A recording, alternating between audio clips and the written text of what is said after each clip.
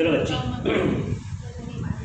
Question number 15। दो partners हैं मन और मोहन और उनके लाभ आने का प्रमाण है 1:1। ठीक है, अब इस क्वेश्चन में जो मेन चीज होगी उसी को हम लोग देखेंगे।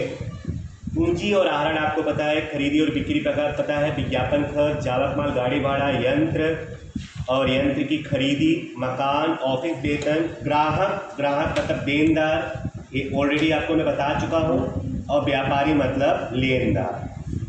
माल वापसी जो उधार में है वो बिक्री वापसी, जो जमा में है वो खरीद वापसी। तौलाई ये खरीदी का खर्च है, तौलाई खरीदी का खर्च होता है, व्यापार खाता में आएगा। मन की लोन, अब इस क्वेश्चन में इसको राउंड में ले लेना, इसमें गुप्त समायोजन आएगा, हिडन एडजस्टमेंट। मन की लोन, कस्टम ड्यूटी ये खरीदी का खर्चा है, खरीदी का खर्चा व्यापार में आएगा। माल स्टॉक 1416 मतलब प्रारंभिक स्टॉक, 1416 मतलब प्रारंभिक स्टॉक, व्यापार खर्च, लाभ हानि। अदत्त मजदूरी और मजदूरी, पूर्व दत्त कमीशन। अब यहाँ पे देखना बैंक और रोकड़, तो मैंने आप लोग को अभी लास्ट क्वेश्चन में बताया था कि जब बैंक और रोकड़ दोनों दिया हो तो जो उधार वाला रहेगा, उधार वाला वो रोकड़ा होगा, और जो जमा वाला होगा वो BOD बैंक ओवरड्राफ्ट होगा। ठीक है, इस बात को ध्यान रखना। लोन पर ब्याज, अभी मैं आपको ऊपर मन की लोन को राउंड में किया था और यहाँ पे लोन का ब्याज राउंड में किया हूँ मैं। अब इन दोनों के बीच में क्या रिलेशन है आगे क्वेश्चन सॉल्व करते समय आप लोग को मैं बताऊंगा। और 8% की सरकारी प्रतिभूति में विनियोग, कोई भी विनियोग हमारी संपत्ति होती है, अभी फिलहाल इतना याद रखो। उसके बाद चालू खाता मन और मोहन का। ठीक है, टिक कर लेते हैं जिस पर एडजस्टमेंट हो। अंतिम स्टॉक, इसको राउंड में लिख लो। यंत्र और मकान, यंत्र पे टिक करो नंबर 2, मकान पे टिक करो नंबर 2। उसके बाद देनदार, देनदार ये रहा, उस पर टिक करो नंबर 3। बैंक ओवरड्राफ्ट ये रहा, बैंक ओवरड्राफ्ट। बैंक खाता और रोकड़ खाता ये, बैंक पे टिक करो नंबर 4। और 2000 का माल बिक्री वापसी में लिखना रह गया, तो माल वापसी है ना, यहाँ पे माल वापसी आपको दिख रहा होगा, जो उधार में है वो बिक्री वापसी है। ये उधार में 16,000 है, उस पर टिक करो नंबर 5। और याद रखो बिक्री और बिक्री वापसी ये देनदार से संबंधित होता है, तो उसकी असर देनदार पे भी होगी, तो देनदार पे भी टिक कर लो नंबर 5। इस तरह से समायोजन हमने टिक कर लिया है। अब आगे क्वेश्चन को सोल्व करते हुए जो भी इसमें कॉम्प्लिकेटेड बातें हैं मैं आप लोग को बताऊंगा। चलिए, तो क्वेश्चन नंबर 17 स्टार्ट करते हैं। सबसे पहले पूंजी, पूंजी आता है बच्चों पूंजी खाता के जमा में, सॉरी इस क्वेश्चन में चालू खाता दिया है, इस क्वेश्चन में चालू खाता दिया है, इसलिए पूंजी डायरेक्ट दायित्व में आ जाएगा, डायरेक्ट दायित्व में आएगा। यहां पे लिखेंगे पूंजी मन और मोहन, मन और मोहन। मन की पूंजी 280 है, 2,80,000 और 1,20,000, टोटल हो जाएगा 4 लाख। सुन लो, अगर क्वेश्चन में चालू खाता दिया हो ना तो पूंजी डायरेक्ट कहाँ आ जाएगा, पूंजी खाता में, चालू पूंजी खाता नहीं बनाएंगे, और पूंजी खाता में आने वाली सारी चीजें चालू खाता में लिखेंगे जैसे कि तैसे। चलिए, और आहरण, अच्छा इस पे समायोजन है ना, नहीं कोई समायोजन नहीं है। आहरण, आहरण आएगा चालू खाता के उधार में, एक लाइन छोड़ देना क्योंकि इस पे चालू खाते का शेष लिखेंगे। 31/3/16 यहाँ पे आहरण आएगा 3,000 पहले वाले में और दूसरे वाले में 4500। उसके बाद खरीदी और बिक्री, खरीदी व्यापार खाता के उधार में आएगा, एक लाइन छोड़ करके व्यापार के उधार में खरीदी 80,000 और इसमें से माइनस होता है वापसी, खरीद वापसी। तो देखो वापसी आपको नीचे दिया हुआ था, माल वापसी 14,000 है, तो खरीद वापसी 14,000 माइनस हो जाएगा। आउटर कॉलम में 66,000। उसके बाद बच्चों बिक्री जमा में आएगा। बिक्री जमा वाली है 1,20,000, उसमें से माइनस होगा बिक्री वापसी। अभी देखो वैसे बिक्री वापसी आपको 16,000 दिख रहा है, 16,000 दिया है, लेकिन मैं यहाँ पे 16,000 में 2,000 जोड़ कर ही दूंगा। 16,000 प्लस 2,000 टोटल 18,000। 18,000 अगर घटाएंगे तो 1,02,000 आएगा। 1,20,000 में से 18,000 घटाएंगे तो 1,02,000 आएगा। अच्छा मैंने 2,000 इसमें जोड़ा क्यों, उसको समझ लो। देखो समायोजन नंबर 5, 2,000 का माल बिक्री वापसी महीने लिखना रह गया। तो बच्चों बिक्री वापसी 16,000 था और 2,000 लिखना रह गया था, तो बिक्री वापसी टोटल कितना हो जाएगा 18,000। ठीक है, चलिए तो हमारी खरीदी और बिक्री भी हो गई। विज्ञापन खर्च ये लाभ हानि के उधार में आएगा, कोई समायोजन नहीं है तो यहाँ लिख देंगे विज्ञापन खर्च, आउटर कॉलम 7,000। उसके बाद जावक माल गाड़ी भाड़ा ये भी लाभ हानि के उधार में ही आएगा। जावक माल गाड़ी भाड़ा 850।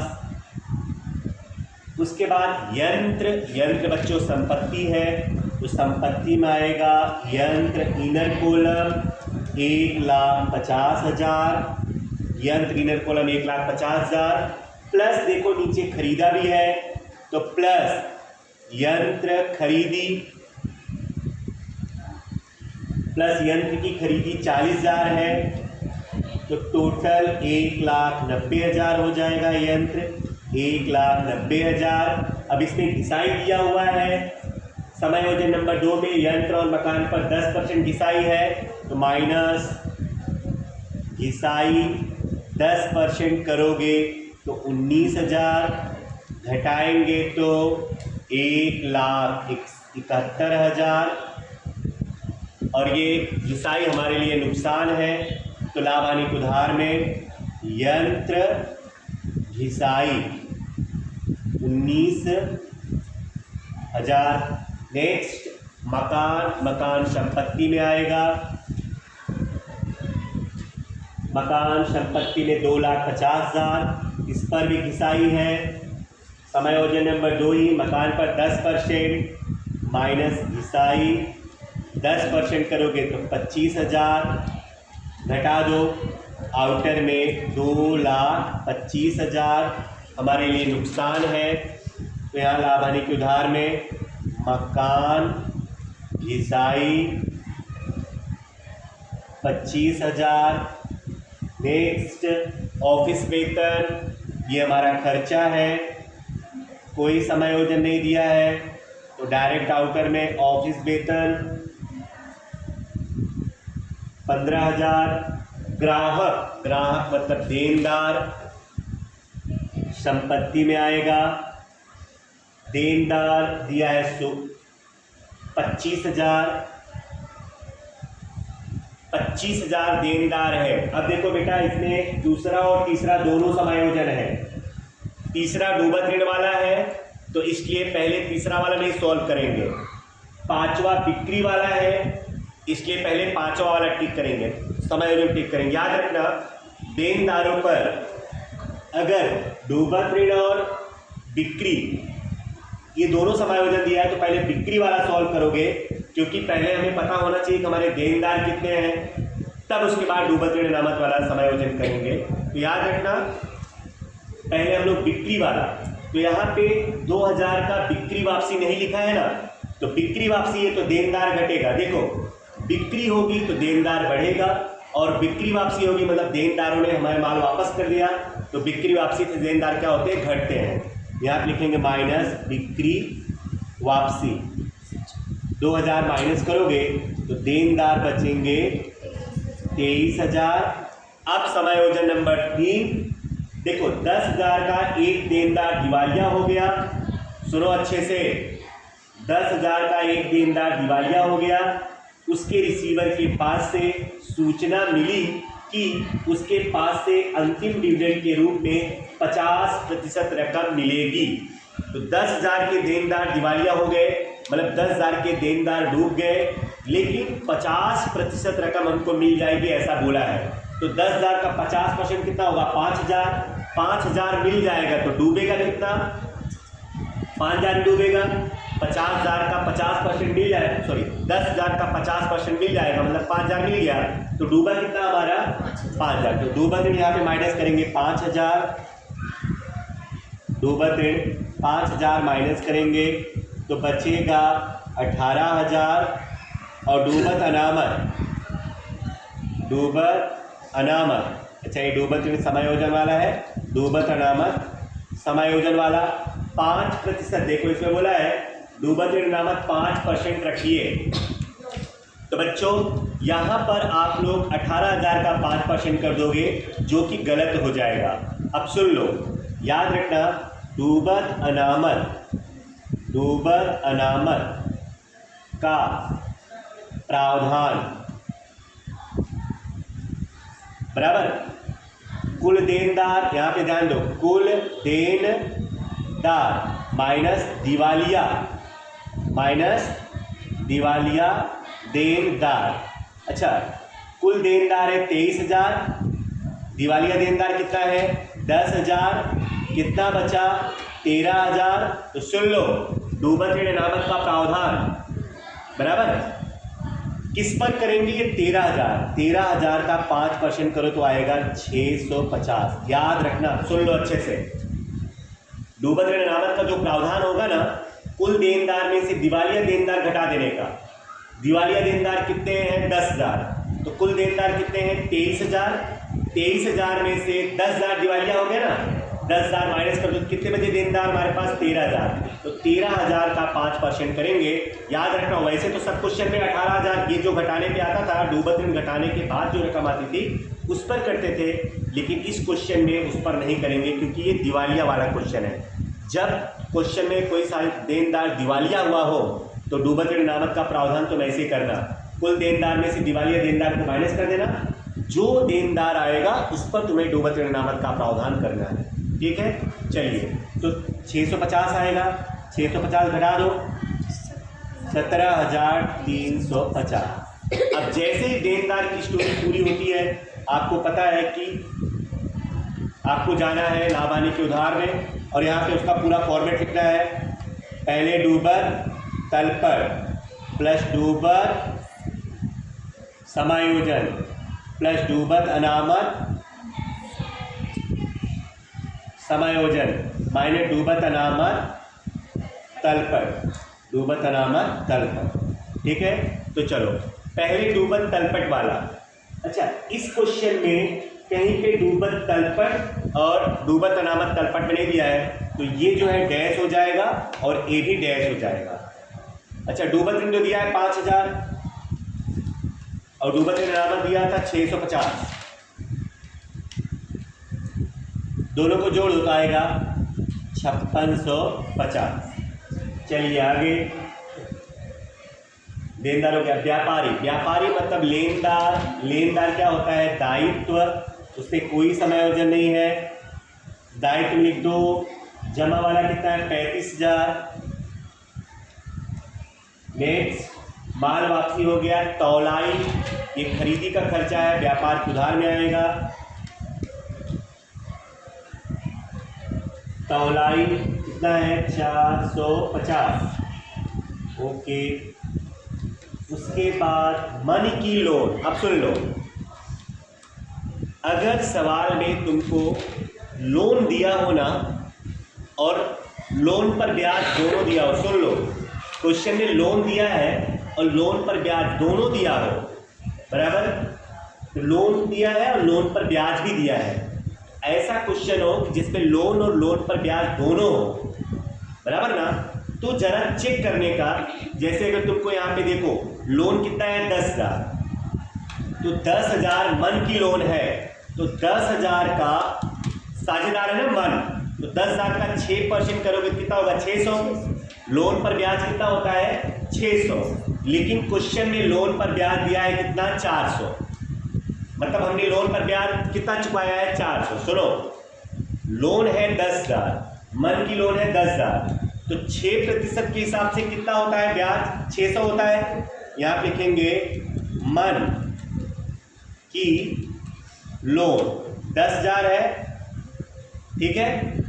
अब 6% के हिसाब से 600 होता है प्लस ब्याज, मैं आप कितना लिख रहा हूं 200, 600 नहीं लिखूंगा मैं, कितना लिख रहा हूं 200, क्यों, क्योंकि 400 तो हमने ऑलरेडी चुकाया हुआ है। यहां पे आएगा 10,200, और लाभ हानि के उदाहरण जब लिखोगे ना, लोन पर ब्याज, लोन पर ब्याज 400 पहले से दिया हुआ है और चुकाना बाकी कितना है 200, यहां लिखेंगे प्लस ब्याज कितना 200, तो टोटल हो गया ना 600। फिर से सुन लो, जब अगर सवाल में तुमको लोन और लोन पर ब्याज दोनों दिखे ना, तो पहले चेक कर लो कि लोन पर ब्याज वास्तव में होता कितना है। जैसे इसमें 600 हुआ, फिर देखो कि तुमने चुकाया कितना है 400 चुकाया है, इसका मतलब कितना चुकाना बाकी है 200, तो जो ब्याज चुकाना बाकी है वो लोन में जुड़ जाएगा, और बाकी का जो चुकाना बाकी वो भी यहाँ पे लोन पे ब्याज में जुड़ जाएगा। लोन पर ब्याज वैसे कितना होता है 600, लेकिन हमने पहले से कितना चुकाया था 400, कितना चुकाना बाकी रहा 200, तो 200 जोड़ देंगे तो टोटल कितना हो गया 600। Next custom duty, custom duty बच्चों खरीदी का खर्चा है वो भी यहीं आएगा। कस्टम ड्यूटी कितना है, कस्टम ड्यूटी है 1300। नेक्स्ट माल का स्टॉक 1416 का मतलब प्रारंभिक स्टॉक, व्यापार के उधार में प्रारंभिक स्टॉक दिया हुआ है 42,000। नेक्स्ट व्यापार खर्च लाभ हानि के उधार में आएगा, यहां पे लिखेंगे व्यापार खर्च 1300। फिर इसके बाद अदत्त मजदूरी और मजदूरी, सुनो मजदूरी तो व्यापार के उधार में आएगा और खर्च होता है उधार वाला होगा, जो खर्चा होता है वो उधार वाला, देखो उधार और जमा दोनों में दिया है, तो 750 उधार में आएगा, और अदत्त मजदूरी जमा वाला होगा, जमा में कितना दिया है 2600, और ये दायित्व होगा, अदत्त मजदूरी दायित्व, अदत्त मजूरी कितना दिया 2600। नेक्स्ट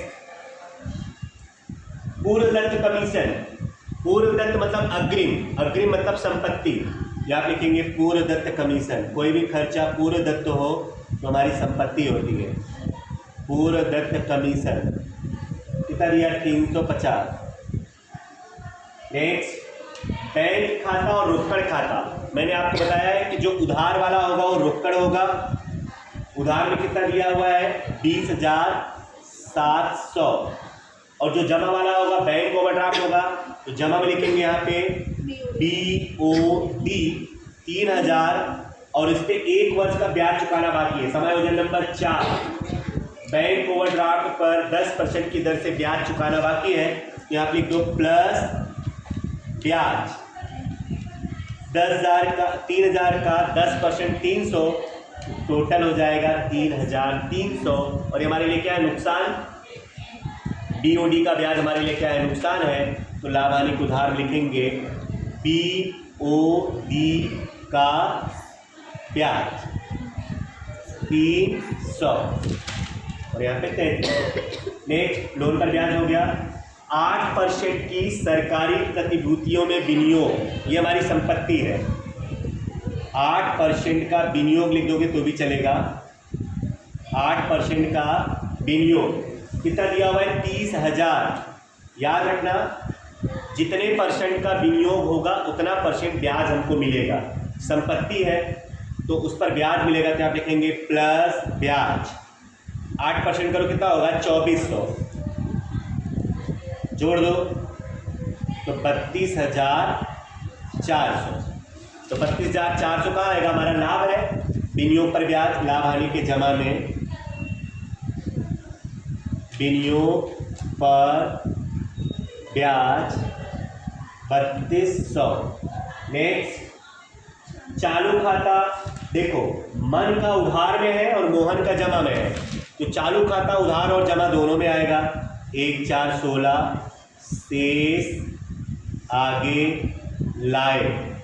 अच्छा, मोहन का जमा में है तो जमा में लिखेंगे मोहन के खाने में 12000 और उधार में 1416 शेष आगे लाए। लेकिन मन का उधार में है ना, मन का उधार साइड में है, इसलिए मन को उधार में हमने लिखा 8। अब समायोजन नंबर 1, अंतिम स्टॉक की कीमत 80,000 है जिसकी बाजार कीमत 10% अधिक है। अधिक वर्ड हो तो समझ लो जो स्टॉक दिया है तुमको डायरेक्टली वही का वही ले लेना है।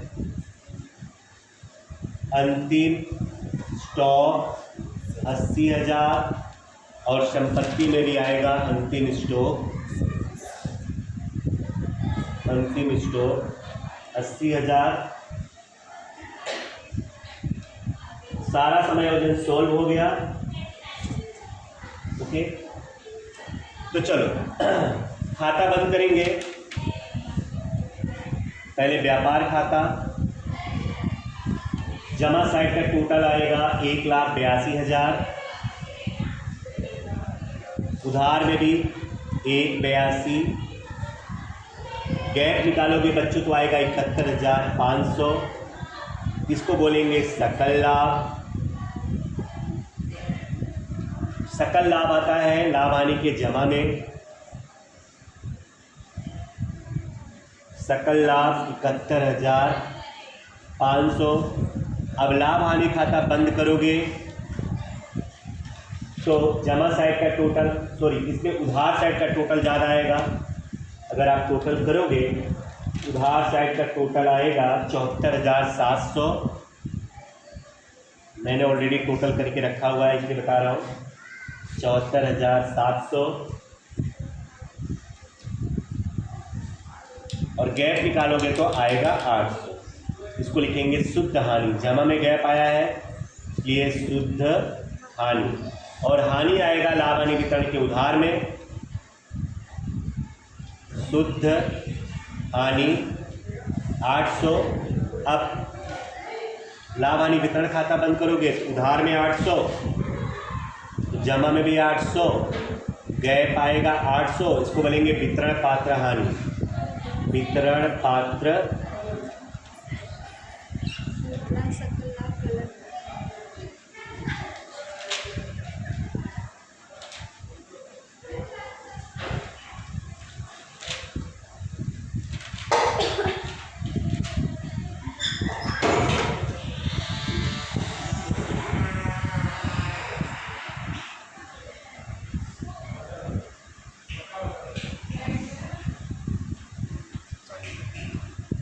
अब मन का और मोहन समान प्रमाण में बांटना है तो इसका 400 और इसका भी 400। और ये हानि है तो चालू खाता के उधार में आएगा 31,316। वितरण पात्र हानि यहाँ पे 400 और यहाँ पे भी 400। चलिए अब चालू खाता बंद करेंगे तो बच्चों मन का उधार में ज़्यादा आएगा 8 3 11,400। यहाँ पे लिखेंगे 11,400 और गैप भी आएगा 11,400। शेष आगे ले गए 31,317। याद रखना जिसका जमा साइड में गैप आएगा उसको संपत्ति में लिखेंगे। मन का आया तो यहाँ पे लिखेंगे मन का चालू खाता। मन का चालू खाता 11,400। मोहन का जमा में ज़्यादा है 12,000, उधार में भी 12,000, उधार में भी 12,000 और गैप अगर निकालोगे तो इसका आएगा 7100 उधार में। इसको लिखेंगे शेष आगे ले गए 31,317। शेष आगे ले गए संपत्ति में लिख देंगे, सॉरी दायित्व में, जिसका उधार में गए पाएगा उसको दायित्व में लिखेंगे। मोहन का चालू खाता 7100, कितना है 7100। अब अगर आप पक्की तलपट का टोटल करोगे तो पक्की तलपट का टोटल आएगा 5,58,200, 5,58,200, 5,58,200। ओके,